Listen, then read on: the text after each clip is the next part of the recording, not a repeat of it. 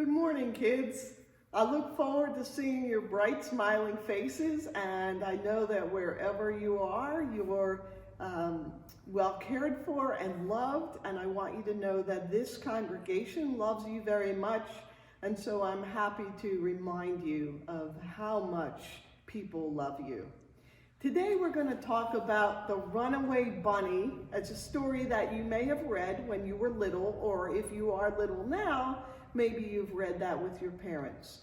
And the reason we're going to talk about this story is because we all need to remember how God loves us so much that God is willing to chase after us in a good way, right?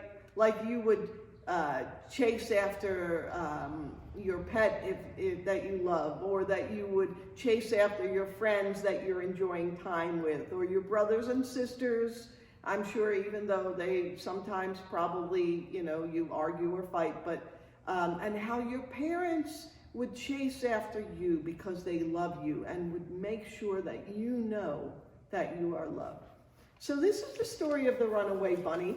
There's a little bunny who says to his mother, "I'm going to run away from home." And she says, "Well, if you run away from home, I'm going to run after you." And he says, "Well, if you run after me, I'm going to become a fish and swim in the ocean." And she says to him, "If you become a fish and swim in the ocean, then I'm going to become a fisherman and fish for you." So then he says, "Well, if you become a fisherman, I'm going to be a rock on a very high mountain." And you can imagine her with her backpack. She says, "Well, if you become a rock on a high mountain, I'm going to be a mountain climber and come up and find you." And then he says, "If you become a rock, I'm going to become a crocus in a garden." And she says, "Then I'll become the gardener and come and take care of you."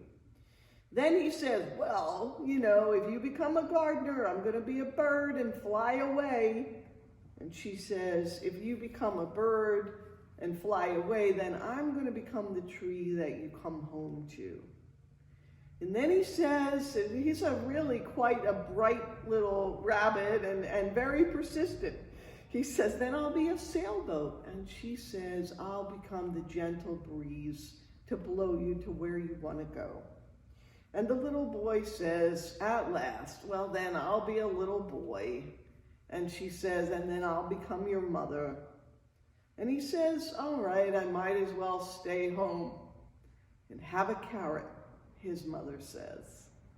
We remember that through all life's ups and downs, that God, just the way that our parents love us through and through, God loves us through and through, is with us wherever we go.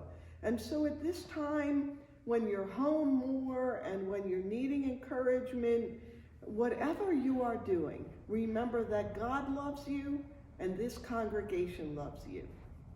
Take good care and be well, and I'll look forward to the day when I see your smiling faces.